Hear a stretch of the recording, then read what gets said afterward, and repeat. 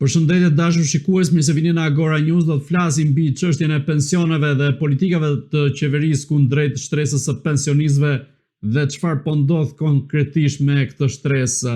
Për të folur për këtë çështje ne kemi të ftuar një nga zërat më të spikatur në radhët e shtresës së pensionistëve, zotin Vladimir Dyshniku. Zoti Dyshniku, përshëndetje.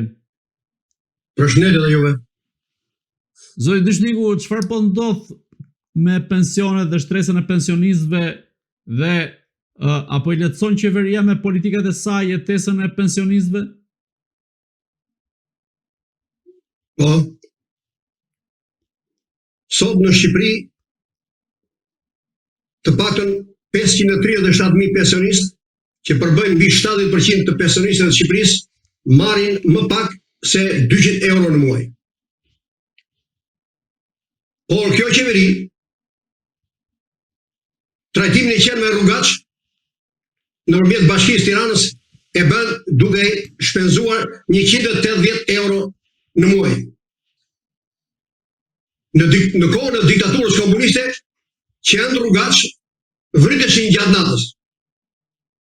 Kurse në diktaturën Rama, qenë rrugaç trajtohen si pashallar. Dhe sot pensionistët me tërmend thonë paç fatin e qenin, sepse trajtohen më mirë qenë se sa njerëzit. Kjo situatë bëri që për 8 javë rresht vitin e kaluar, pensionistët protestuan para kryeministrisë, por u ndeshën në një heshtje kriminale nga ana e qeverisë, kryeministit Rama, avokatit popullit, kontrollit lartë të shtetit, ambasadës së Bashkimit Evropian, FMN-s, Bankës Botërore dhe të gjithë mediat shqiptare. Pa folur këtu që partitë opozitare kujtuan se për pensionistët ju duan për vota dhe as morën pjesë dhe as I trajtuan problemet tona, por thjesht u morën me problemet populiste të tyre. I pyes këta pushtetarët tanë. A janë të mjaftueshme këto 200 euro në muaj për pensionistët 65 deri 100 vjeç, kur problemi tyre nuk janë ushqimet, po janë shërbimet shëndetësore, mjekimet, banat, shtrimet spitale, analizat, që shteti nuk përballon as 20% të tyre. Tani, qeveria vërtet nuk ka statistika të sakta për gjendjen reale, fizike dhe shëndetësore të këtyre pensionistëve që as do t'ja di fare se çfarë hallesh kanë, se nuk është thjesht çështja e 200 eurove, apo 100 euro, apo 70 euro, por pensionistët përballen në jetën e tyre me halle nga më të mëdha, që ato 200 euro janë si një kafe për para halleve të tyre, të paktën shëndetësore.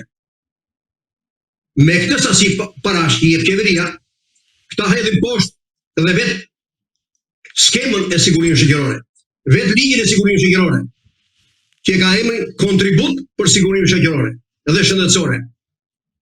Atëre, kur ti si përballon si qeveri këto problemet e shëndetit dhe të jetesës pensionistët, pse sot të kërkon të derdhin kontribute?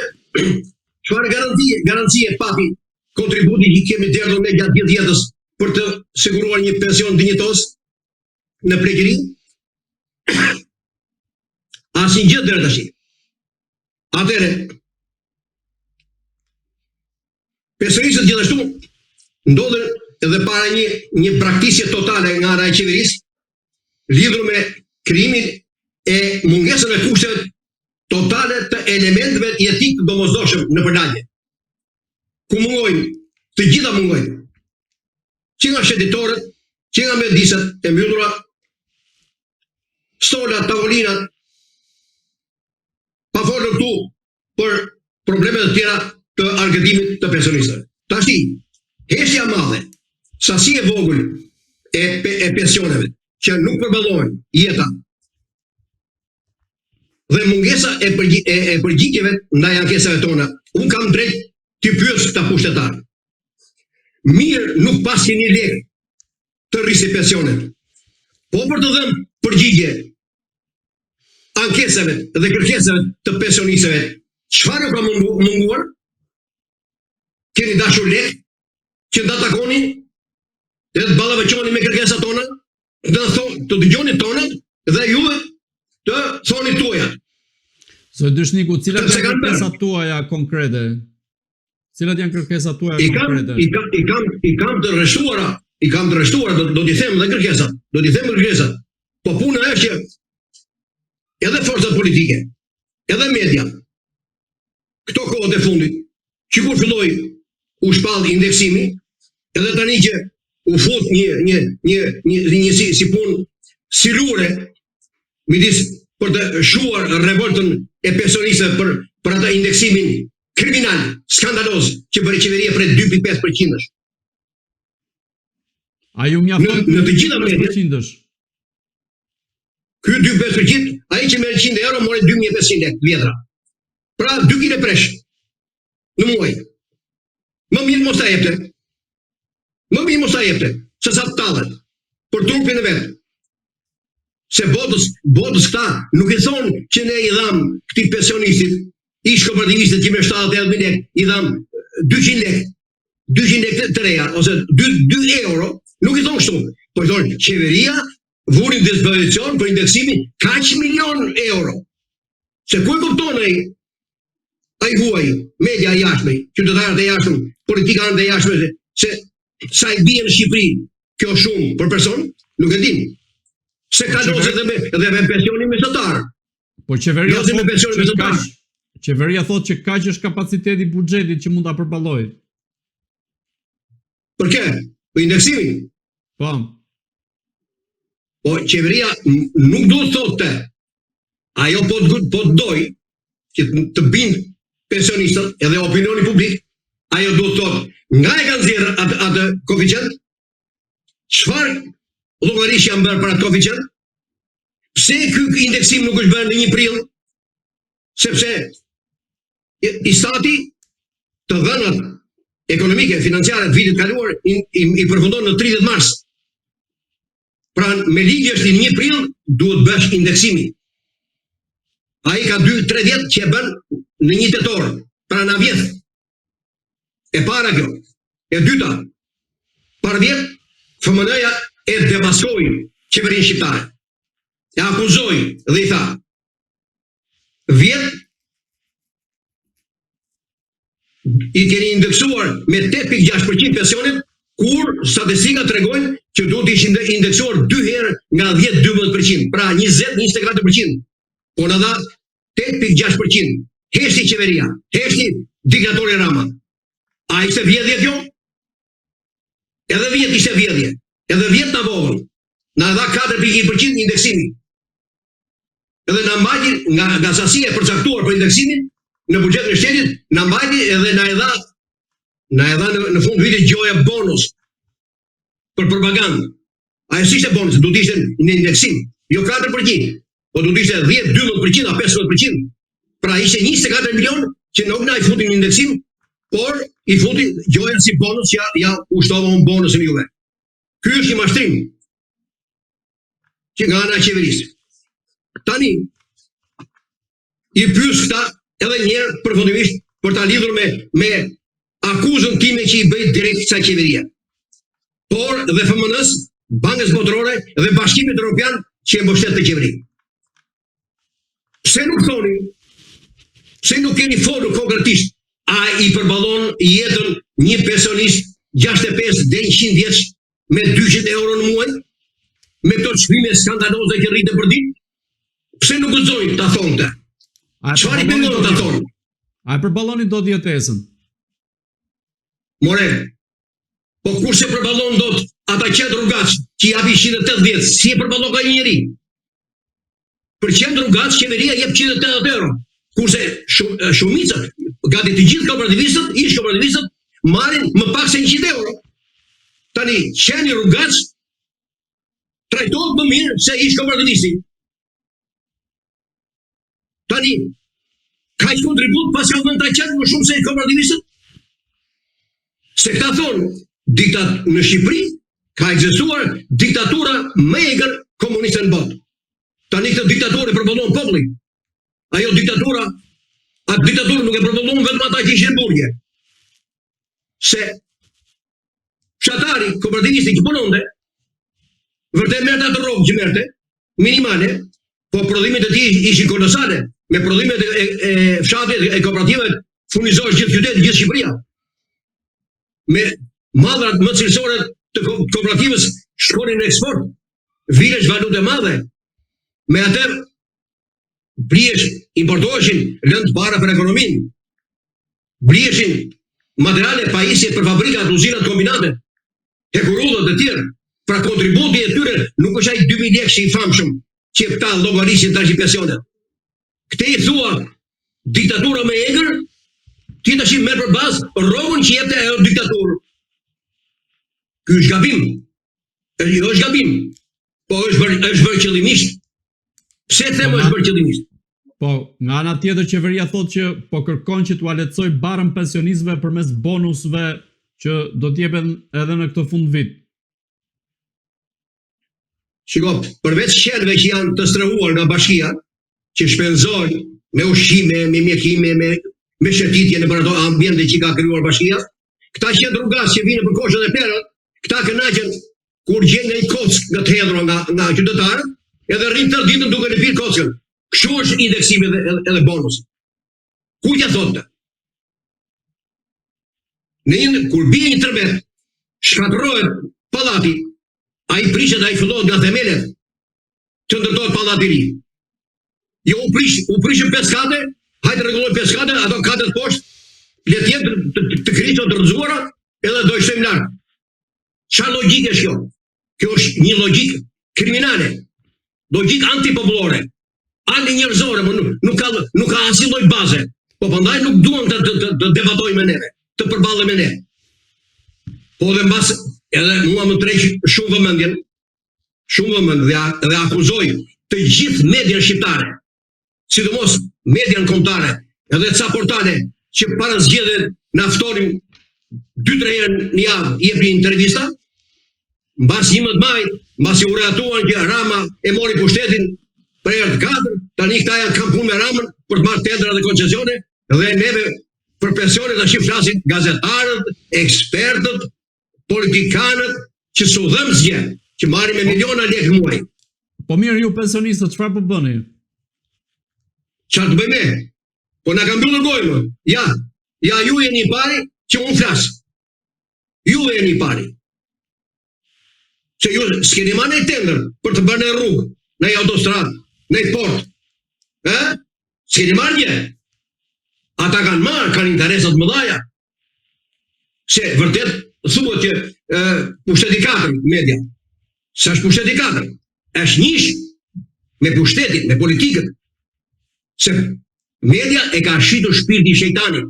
Përderisa media përfiton koncesione, para, miliarda, jo miliona, miliarda nga pushteti, patjetër që do i rrit LPP-që pushtetit.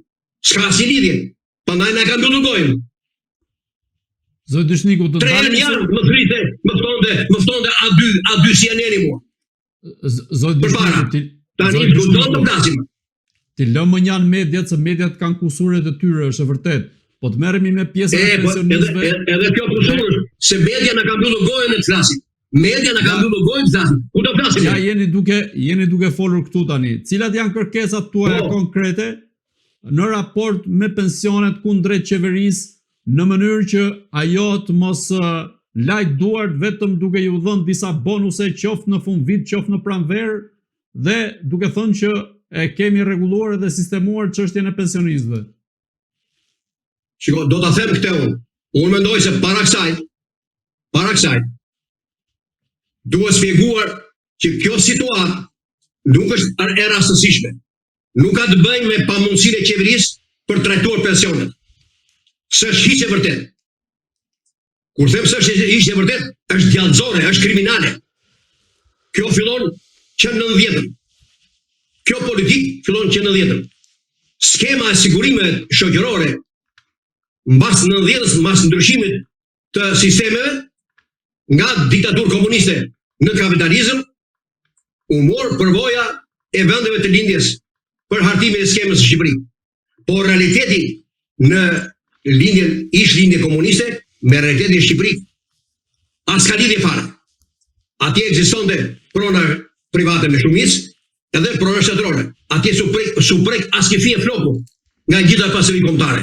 Kaloi nga prona shtetërore, kaloi te privati, vazhdon punonjësit, nuk u hodhën rrugë, vazhdon punën, vetëm u ndryshua pronari. Kurse në Shqipëri, çdo gjë ishte me rrogë. Që nga ai kooperativisti e deri tek mësuesi e ushtaraku e inxhinieri me radhë. Pra, kur shkatruan këtu, e gjithë ekonomia, gjithë pasurinë kombëtare, dolën njerëzit pa punë.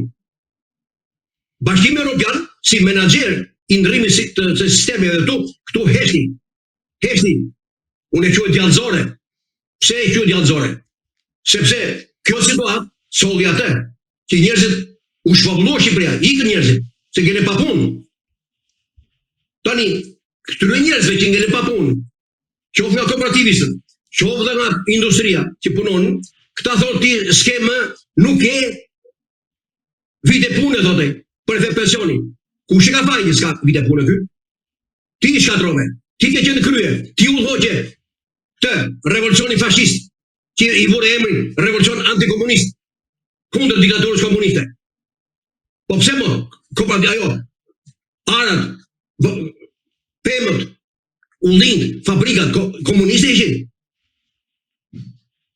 Asgjë s'ishte. Ishte djersa dhe gjaku i popullit. Pse i prishe? U prishe qëllimisht. Pra, sot pensionistët që janë sot nuk kanë vite.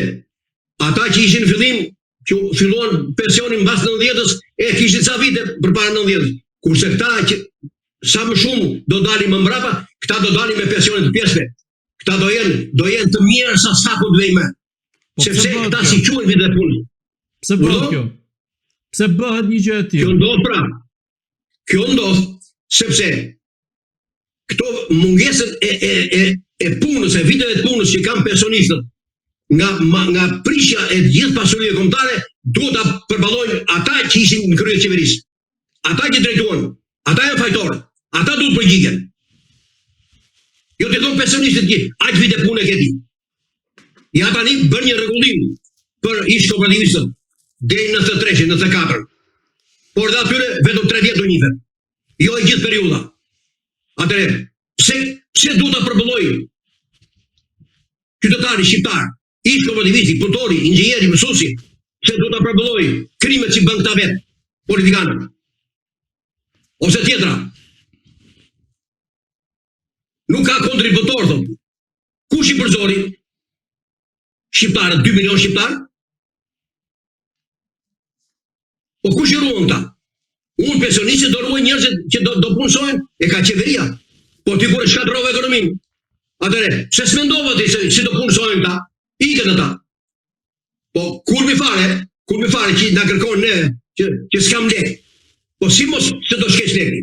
Po ti ke ndekë një filozofi anti-shqiptare, kriminale në drejtimin, në politikat ekonomike e financiare të vendit. Si mund të përcaktosh ti?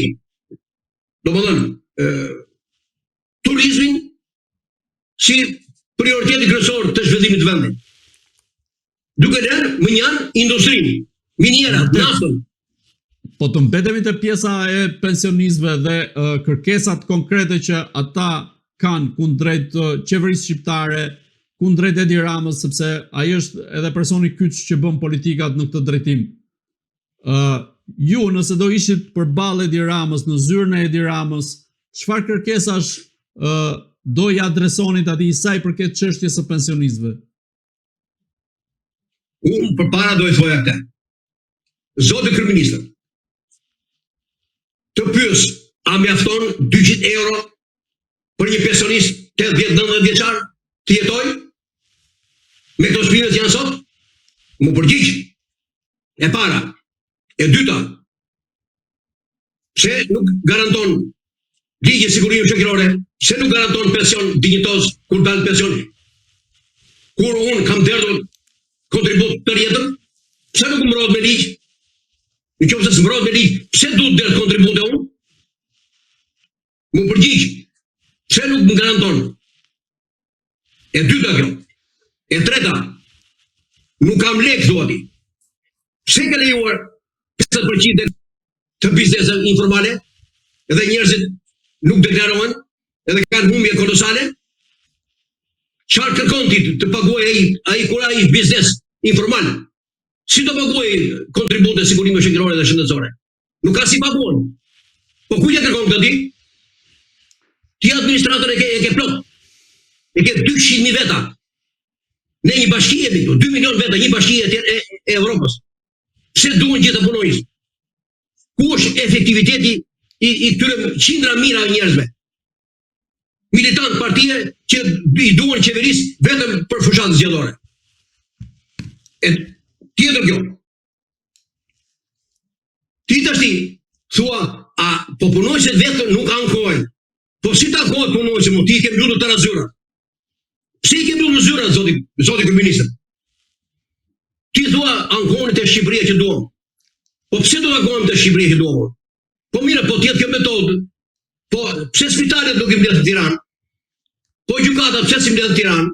Po policia pse si mbledh në Tiranë? Po ato bashkit pse nuk i shtuk hipotekat të vinë në Tiranë tëra? Shkeni Shqipërinë, rrafshoje. A e kupton se çfarë politike?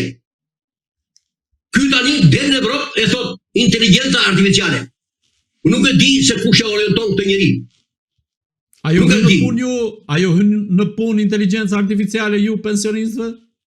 Po le të më japi mua një kartë, kjo inteligjenca në cilën bankë na jep lekët, kjo na japi nga 2-3 milion për pensionistë. Me që ka inteligjencë, domon 1 kg oris, ajo inteligjenca ta quaj 1 gram oris. E dalim më të fituar. Se bëj kështu ky. Ky thot 2030 thot, unë do jap një pension thot shtesë. Ore, pensionistët do vdesin për ditë. Ky thot 2030 mua. Prit gomar bibar. Ky është aventurier. Po pse është ky? Pse është kjo? Pse? Pse qëndron, pse mban të qëndrim këtë heshtje përbullse ndaj pensionistëve? Ka një zgjidhje, një logjik. Për mua është kjo logjik. Po këtë logjik e kam thënë dhe herë, asnjë politikan, asnjë gazetar nuk më ka mbështetur. E gjithë opozita nuk e zënë gojë. Unë mendoj si ndaj gjithë popullit shqiptar, nga faktet që janë diskutuar e kanë ndodhur në Shqipëri, po sidomos ndaj pensionistëve, qeverit kanë kryer genocid. Tani, zoti kryeminist, ti japësh ti pensionistit 200 euro në muaj, që nuk i dalin as për buksat, lemër për paguar tjera, po për ilaçe e këto tjera jo njërë. A është një kërcënim ky për jetën ndaj këtyre pensionistëve? Të mbetemi te pjesa e kërkesave që ju i adresoni konkret qeverisë shqiptare që duhet bëj për shtresën e pensionistëve. Shiko, kur shkon një smur në spital, edhe paraqitet para mjekut apo një grup mjekësh, komisioni atje, ata do të pyesin njëherë, çfarë ke? Ku të dhan? Çfarë ke shqetësime? A ke dhe një tënë ti që vuan nga diabeti e tjetër? I bëjnë vizitën direkt, i japin një sasi analizash dhe pastaj i japin mjekimin. Tani si mund të themon zoti kryeminist, zotëritë qeveritar, unë dua këto. Po unë ja them këtia.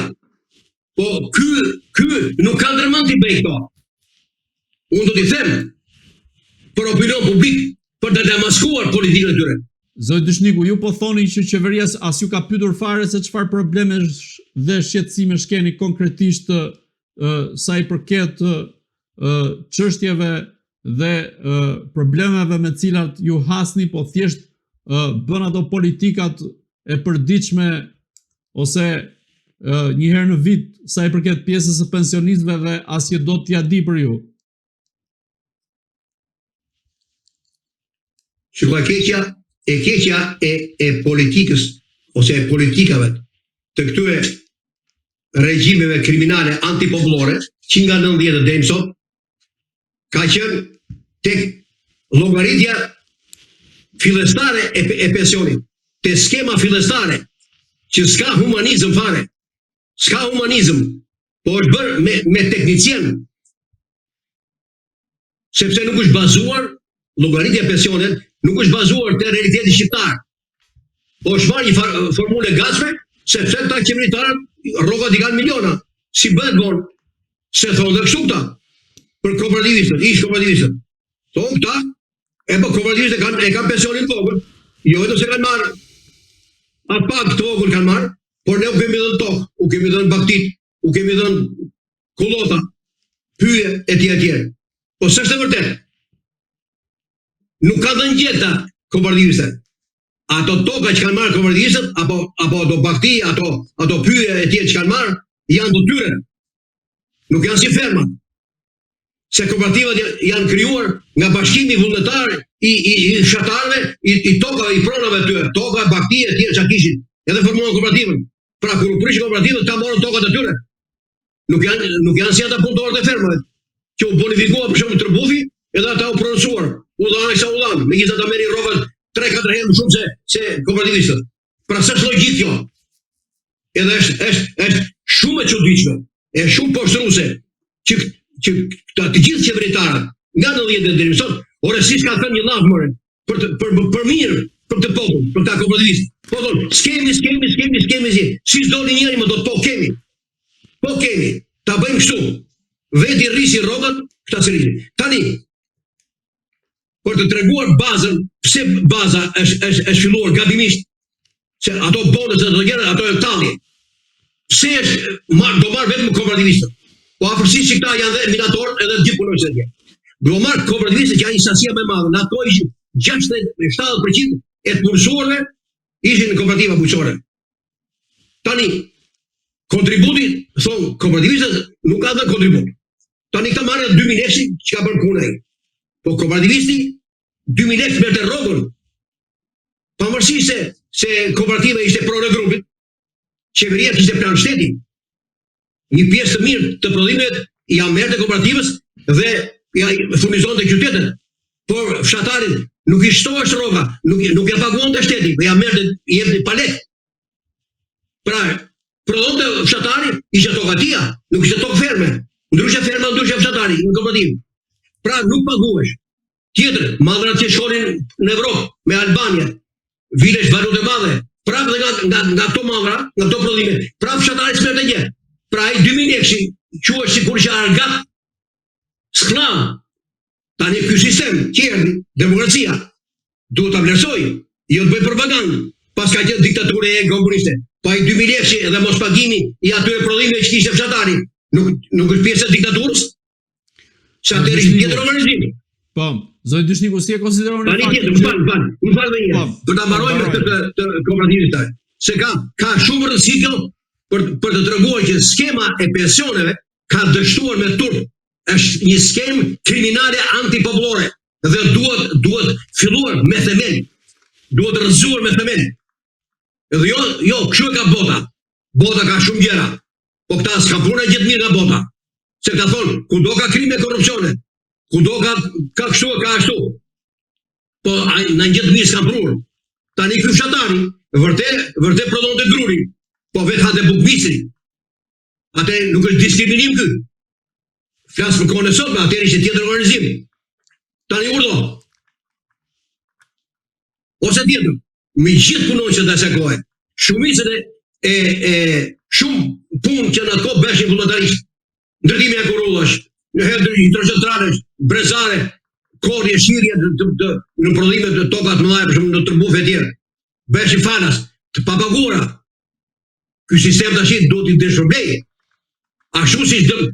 Ashtu si s'ka dëmshpërblyer ishtë të burgosit, me kësë me miliona, ashtu do dëmshpërblej. Edhe ata të gjithë që ata që pushon nga puna dhe ka marrë të rrogat që se kanë merituar kaq. Domthonë janë dënuar. Në burg s'ka qenë, po kanë qenë të dënuar pa bukë. Me pak bukë.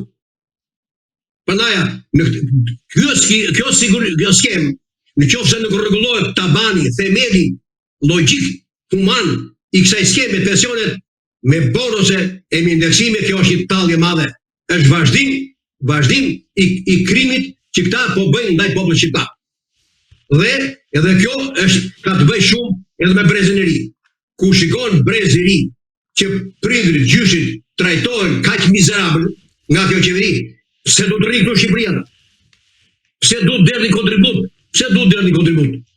Sepse ky kontribut ja do vinë ditë, në fund fare do thotë qeveria unë s'kam lek.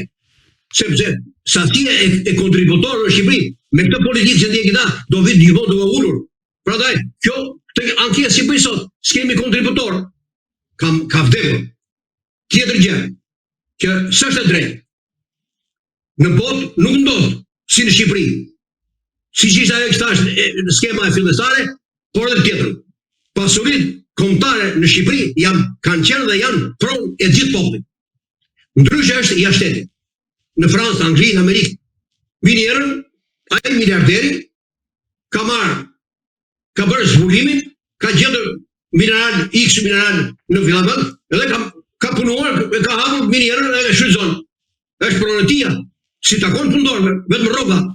Kurse Shqipëri ka qenë pronë e gjithë popullit. Prandaj pensionistët e radhë parë, si krijuesët dhe shfrytëzuesët e parë të këtyre pasurive kombëtare, naftë, krom, bakër, hekniken, etj, duhet marrin përfitim nga shfrytëzimi që qeveria ka bërë. Jo vetëm kaq, por qeveria do t'ja bëjë llogari. Pse gjatë 35 vjetëve shteti shqiptar nuk ka përfituar pothuaj asnjë lek nga këto pasuri kombëtare? Do t'ja bëjë llogari. E ke vjedhur, e ke shpërdoruar, e ke dhënë pensionistët thotë s'kam lek. Ç'është vërtet s'kam lek? Ka lek shumë, po është vjedhur. Zoti Dyshniku, si e konsideroni faktin që një deputet i cili del në pension merr një pension prej 2.500 eurosh, pra maksimumi mund të shkojë edhe 3.000 në mos gaboj, dhe ndërkohë shtresa tjetër e pensionistëve trajtohet në këtë mënyrë me këto lëmosha. Deputetët sot marrin 3.100.000 rrogën. Me gjithë bonuset e tjerë në shërbime që bëjnë këta, brendere i shkon deri në 6 milion. Deri në 6 milion. Pa folur këtu për beneficet e tjera që kanë këta. Tashti, në një vend ku njerëzit s'kan bukë të hanë, që ti 50% të pensionistëve u jep nga 50-60-70.000 lekë, si mund të marrësh ti 5-6.000 euro në muaj? Çfarë logjike është kjo? Çfarë logjike? Ku është dhimbësoria e kësaj qeverie, e këtyre politikanëve që votojnë unanimisht për rritjen e rrogave të tyre? Kurse lek për pensionistin nuk gjejnë. Çfarë politike është kjo? Ata justifikimi vetëm tyre që është shumë i djallëzuar, thonë, por na ka votuar populli. Po jo more, telendar. Populli të ka votuar tyja, po dhe i Lenin më e voton të populli, edhe Mussolini e ka votuar. Edhe Pinocheti, edhe Enveri, edhe Kim Jong-un, edhe Mao Zedongin, edhe Saddamin. Po një si matëse është kjo të votojnë, po dhe të burgoset më ka votuar 100%, të burgoset më.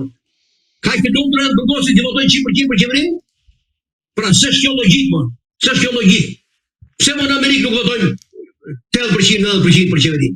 Pse? Po hajnë me qitrave që janë 320-350 milion banor atje. Pra, ky nuk jep llogari direkte, po thot, kështu është bota, kështu ne do hyjmë në BE. Si do hyjmë në BE? Do hyjmë si gjyqtar apo si qytetar i nderuar? Çfarë kushesh ke ti? Si do hyjësh ti në BE? Ai e bën të hyjë në BE vetëm për veten e tij. Ja ju futa unë në BE. Si sa sala unë futa, ju liberalizova vizat. Rama thot që tani për tani jemi më mirë se Europa. Rama po. Se Rama ju tek të pi kafe në Honolulu, i jepën avionin pa leka, i spagon gjë. Edhe unë po t'jem mendën e tij, po t'jem mendën e tij, mirë jam unë. Ore populli ka thërë me kohë në shekuj. Barkë ngopër se kujton barkë pa ngopërin.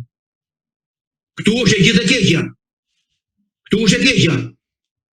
Se këta, a e keni dëgjuar në njeri juve që ky kur vjen nga jashtë shtetit, që bret haj shumë se s'ka ku të bëjmë, ky do të jetë njeriu më i informuar nga të gjithë ne të tjerët se çfarë ka gjëra të mira e të këqija bota. Po pse është kaq i zoti ky për ta prurë të këqijat nga bota, edhe s'ka prurë asnjëherë një gjë të mirë. Të thotë, unë kam parë për pensionistët që kishte mjedise të mbyllura, kafe, klub, me libra, me revista e tjera. Kam parë shëtitore që shëtisti, kam parë tavolina në përparqe edhe stola që pensionistët rrini hije dhe losin dominoe e bëni moment e tjera. Pse s'ka thënë nga një nga këto gjëra? Asnjë. Pse sot ky që jashtë pensionistët e kanë falas shërbimin shëndetësor, analiza e tjera. Pse s'bie nga një nga to, qoftë dhe një të vetme. Asnjë s'ka prunë. Asnjë nuk ka prunë. Pse? Sepse ky s'ka ardhur për të shërbyer popullin. Ky ka ardhur për ta mjeruar Shqipërinë, për ta shpopulluar edhe për ta kthyer, për ta shndruar Shqipërinë në një shprehje gjeografike, siç ka thënë Bismarcku diku. S'ka asnjë lloj arsye. Prandaj ky merret me çdo gjë të famshme, krijoi diellën. I shtoi tash një 2-300 milion euro fond diellës. S'ka nevojë të më japi muaj rrogën e atij që pastron te kryeministria atje, më japi mua rrogën e aty them unë, si duket korrupsioni në Shqipëri. I pari, shkopi në burg. I ti kryetari i korruptorëve. Se ti ke thënë që ne nuk do lehtësojmë korruptorin në prokurori. Çfarë duhet diella? Kjo është djalli, jo diella. Nuk ka nevojë të krijojë diella së diella. Ai e bën për të rregulluar vëmendjen. Këto është mjeshtër. Edhe me to ky gënjen delet e partisë. Tani, ju e thot që çfarë kërkesash? Ky thot, unë nuk kam lek. Nuk po përsëris ato që thash për kontributit në për miniera, përfitime, naftë e tjerë. Po marrin gjë më thjesht që ky s'ka nevojë të ketë asnjë lek, unë e kam përsëritur disa herë. Po është ajo që thash. Ky do t'i shohë të mirë pensionistët edhe të vdesin sa më shpejt. Ndryshe të paktën do jetë një shpjegim pa lek. Shpjegim që ose i dhimbse popull shqiptar. Të parë një çfarë do bënte. Ky duhet na rimbursonte TVSH-n për sasinë e pensionit që marrin çdo muaj, të gjithë pensionistët. Ai që merr 200 euro në muaj, qeveria i mban, qeveria me TVSH kur blen madhrat i marrin, shteti merr 40 euro. Në 12 muaj këto 40 euro bëjnë rreth 450 euro. Në fund vitit më kthej mua këtë 450 euro. S'ka në buxhet se ka. E mbledh gjatë vitit nga ato që derdhin neve. Pse sa i kthen? Çfarë logjike hyn këtu? Skeleti, s'ka nevojë të kesh lek më. Unë paguaj gjatë vitit, në fund vitit më kthej ato që më marr mua. Pra i thon 450. Ky do të unë të dha, më fal, ky do të dash bonusën. Nuk ka nevojë të japë bonus më. 50.000 e të thot, të dash unë. Ç'më dhe ti more? Ç'më dhe ti? Ti më ke vjedhur mua. Më jep atë që më ke marrë, me që ti s'ke lek. Se vetë fjala s'kam lek për të rritur pensionet, pra ai e pranon që do rritur pensionet. Po thot s'kam lek. Këtë dhe thot s'kam lek, sepse unë pensionisti, nuk kam xhepin e qeverisë ta shikoj që ka lek apo s'ka lek ai. Unë kam logjikën. Unë i them të thjeshtë fare. Ore, mua më merr 40 euro në muaj nga blerës që bëj. Ai që merr, ja që ka 200 euro që merr. Sa ai që ka 100 euro merr më pak ai. Tani, se s'mi kthen mua këto ti, janë lekët që më ke marr mua, një zëre që i kam pas në qoshën e një ardh. E para kjo, e dyta. Ky në mandatin e pensionit që marrin në çdo muaj, thot kompensim i bukës, vajgurit dhe gazet lëngshëm. 500 lekë të reja me një VKM të vitit 1996. Tani, mbas 30 vjetësh, këto çmimet e tyre të treve janë 10, 15, 20 fishuar. Pse nuk e ndryshon këtë VKM këtu? Ja dhe kjo një tjetër. Tjetër gjë. Neve, ky blen harxhon qindra milion euro për të bler aparaturën në për spital. Por sëmundja e qytetarëve, sidomos e pensionistëve, nuk shkon drejt në spital. sëmundjet fillestare njerëzit përplasen në ambulancat e lagjeve. Pastaj edhe te specialitetet. Në qoftë se sëmundja do parandalohet në këto dy institucione, atëre do shkurtohet dhe sasia e sëmurëve që do shkojnë në spital, që qeveria në spital do harxojë shumë të mëdha parash. Atëre, pse nuk i furnizon këto spitale që njerëzit mos shkojnë në privati? Zoti Dyshniku, ju personalisht, por edhe pjesa e pensionistëve, a e ndjejnë dorë në qeveri sa i përket në lehtësimin e pjesës së trajtimit mjekësor? Qeveria është turp të thuash që na mbështet. Nga 100% që duhet na siguronte, na përballonte, ky na e vet rreth 20%. Po jam të marr një shembull. Është një ilaç për tensionin. Quhet Kalistra. Deri para disa vjetësh, ajo po ta blesh privatisht, e ka çmimin 23.000 lekë vjetra. Tani, kur ve me marim tash, ai thot, farmacia që shko me marim, ai thot 11.000 lekë të pranoj unë, 12.000 lekë do i paguash ti, thot, nga xhepi. Nuk e di janë kuptuar. Pra, ilaçet, ky thot rimbursim, po ama gjysmën e atyre ilaçe do të paguaj unë, pensionisti. Po s'është një vetëm ilaç. Pastaj këto barnat që janë për sëmundje nervore, pa vitamina, analizat të ndryshme për vitamina, krime minerale tjera, nuk i bën shteti fare. Po një analizë hekur i bën 40.000 lekë. Një analizë e vitaminës D bën 30.000 lekë. Me çfarë do t'i përballoj pensionisti këto? Ose një analizë e gjakut që e bën ambulanca ose poliklinika e lagjeve, do vish të pas 2 muaj, se ka rradhë. Po mirë, e ka problem këtë të shtoj një laborant, të shtoj një infermier, të shtoj reagentët me cilët bëjnë analizën, edhe njerëzit bëjnë analizët brenda javës, se ka i sëmuri, që do presi një muaj që të bëjnë analizën.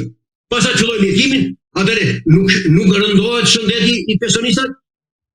Pse se shikon aty? Sa të harxoj miliarda aty në spital, se unë kam qenë vetë spital, i kam parë aparaturët të mbuluar në plasmas. 7 salla operimi të mbuluar aparaturët se që s'përdoren. Po aq poshtësi se kam thënë disa herë në punë. Ora unë më bllokua veshka, edhe kur më shtrinë atje tha ku e ke tubin që të shpoj veshën, të rrjedhi urina. Se ne s'kemi si spital. Kam blerë me miliona euro kam blerë ato pajisjet, te ajo, te tubi, s'kishte spitali. Mua s'ma me mëndi s'kishin, po do i bënin gjirë farmacive, edhe i tubi bëndin 185.000 lekë vjetra. Sa 2 pensione kooperativisti. Si mund t'i përvëlloj pensionisti këto? Se kjo do shërbime shëndetësore shkëlqyshëm. Në shkëlqyshëm, se vajti vetë kjo t'jedhe mbidhësin tërë me drejtore, me rektore tërë, të kokaktia. Po mua pensionistit. A ka përgjegjësi direkte Edi Rama në këtë rast? Po pse kush ka përgjegjësi?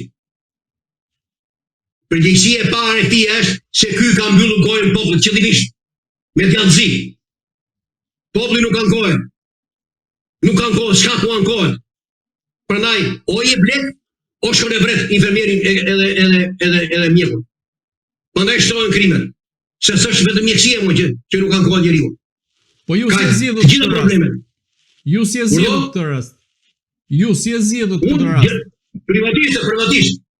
E zgjidhë privatisht, pare, bam, atje mjekut të spitalit, edhe u futur. Ore mos pranoj urgjenca. Më pa mua veshën e bllokuar, edhe te klinika private se shteti do mas 1 muaj, 2 muaj të bësh atë ekun e veshkën.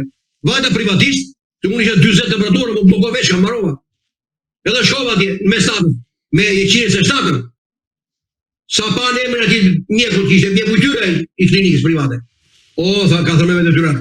Do i marrin tyre shvetës, nuk përfitojmë gjë nga ti, po ta shtrojnë. Edhe më tha mua, shko në lagje, të japë rekomendim te specialisti, ai të çojë te konsultat pa të shtrohesh ti. Pra mbas 2 javësh, 3 javësh do shtrohesh spitalin do kishte vdekur. Ky është shëndetësia jonë. Me propagandë nuk ndërtohesh shteti me propagandë. Dhe fakti që ky ka mbyllur gojën popullit të ankohet, ky është krimi më i madh që i ka bërë Edi Rama popullit shqiptar, kombit shqiptar.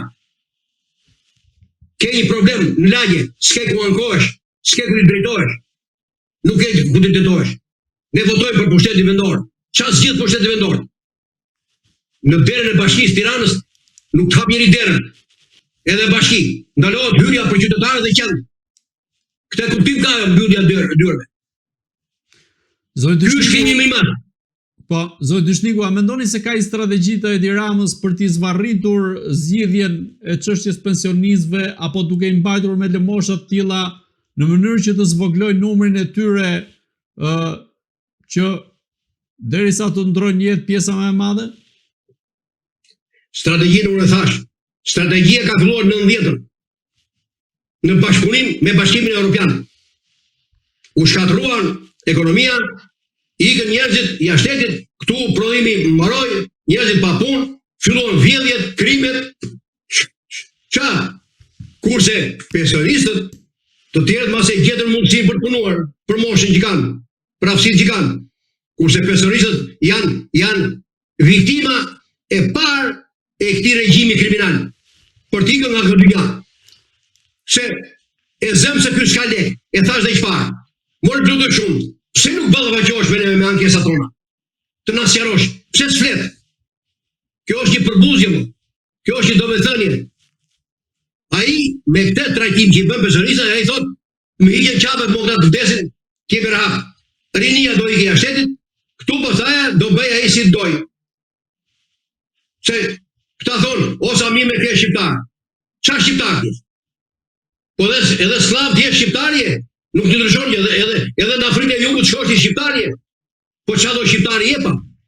Do hynë bëje. Si do hynë bëje? Do hynë si slav? Do hynë si dipës? Si hajdut?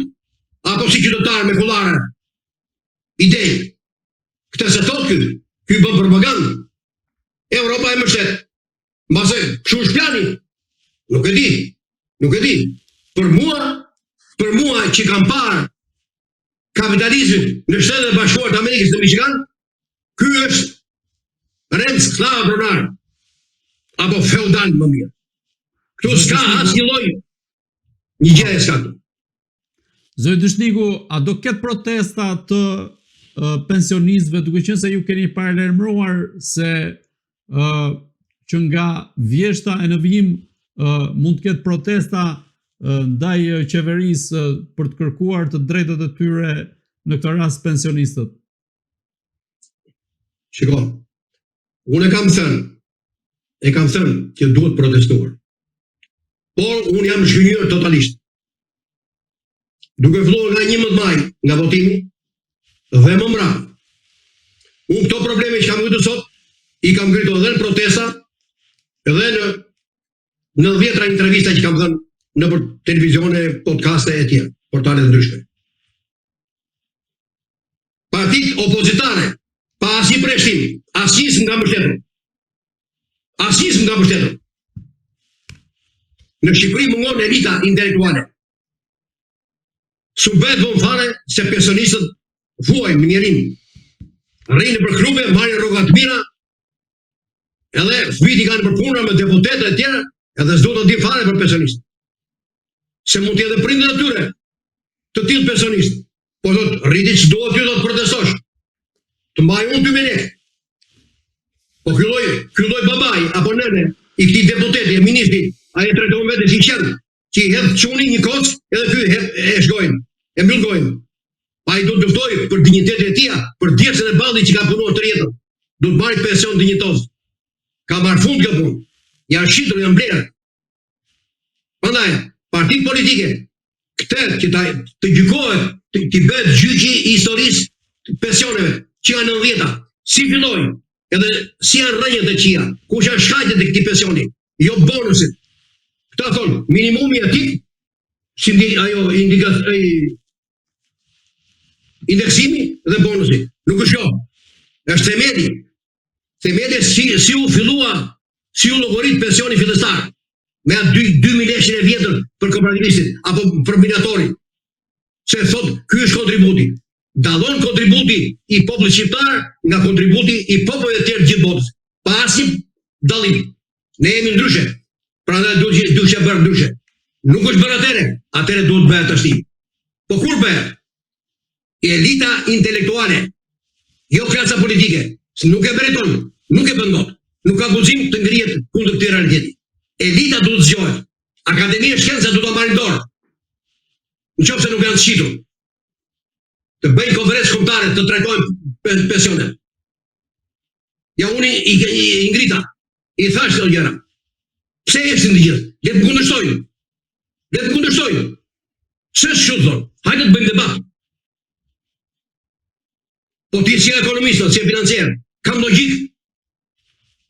Ti vërtet je ekonomist, nuk je shkencëtar, po ty s'do dhimbse populli shqiptar, nuk do dhimbse pensionistët.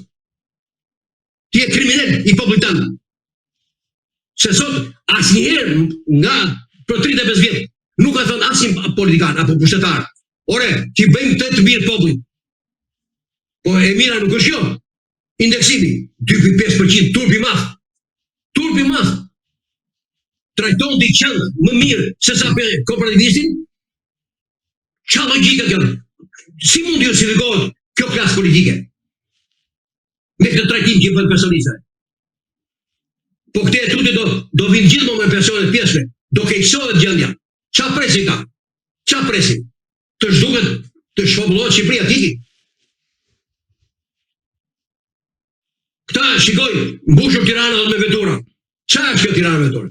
Kjo është kulmi më. Po Tirana, këtu vinë gjithë Shqipëria, më këtu është bërë si kooperativ, dikur. Që tëra ato aktivitete me klube, me menzave, me shkollëve, ishin bërë në qendër, e vinin gjithë pinin kafe aty. Këta vinë traktuar për çdo gjë këtu, se këtu është shkretuar Shqipëria. Ai do Tirana ka gjithë aventura. Ose turistët. Ndër turistët. Po çfarë fitoj unë pensionisti për shkak, çfarë fitoj nga turizmi unë? Ka miliona që vinë. Ai vjen me 2.000 euro në muaj pensionisti, ma bëri mua mi rriti çmime me 3 fishoj, 4 fishoj çmime. Çfarë fitoj unë? Prandaj nuk ka asnjë lloj logjike këtu. Me bonuse, me indeksime, ore njeriu do të haj për ditë. Nuk do të haj si qeni, na një kohë dhe ik. Çfarë taj? Ky kryeministër është antipopullor. Këti sillim se popull shqiptar. Ky ka marrë për detyrë t'i vdesi pensionistët. Përdesa ky përbuz për të biseduar, për të dalë ballës me te. Se ky e mban vetëm si eloquent, që i jep gjevap të gjitha ky. Edhe aty ministrit jashtëm të Britanisë Madhe. Po, ne të dalim e ne pensionistët në studio televizive. Ne të dalim për balë. E të përgjit të repyte që bëjmë. Po të të zoti. A i buracak, është frikacak, është leqar. Pandaj nuk përbalen. Tet janë rreshtat i përpara kërëministisë.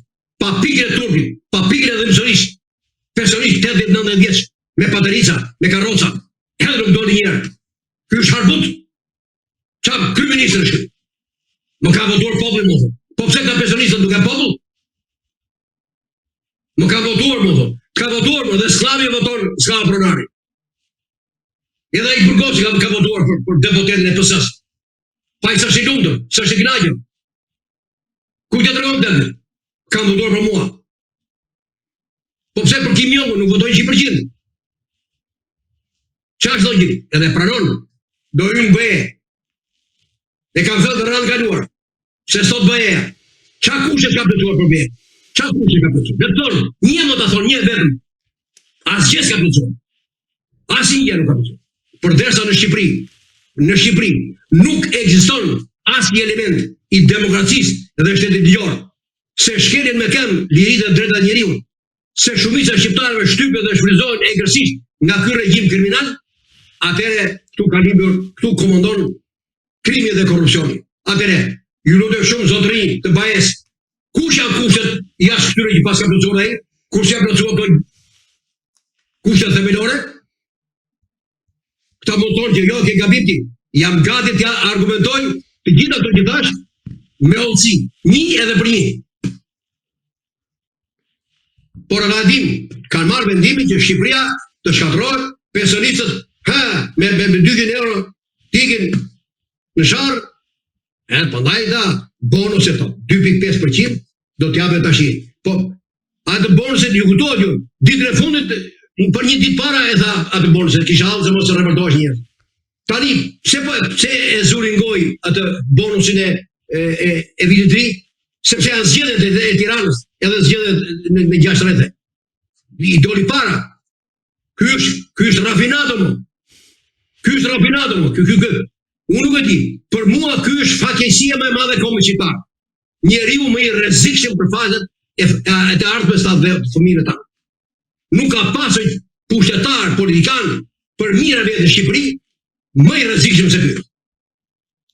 Nuk di çfarë të them. Pas hijen e vet.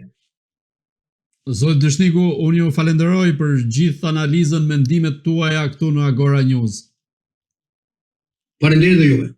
Të dashur shikues, bashkë do shihemi në intervista të tjera, por mos harroni të bëni subscribe në kanalin tonë në YouTube.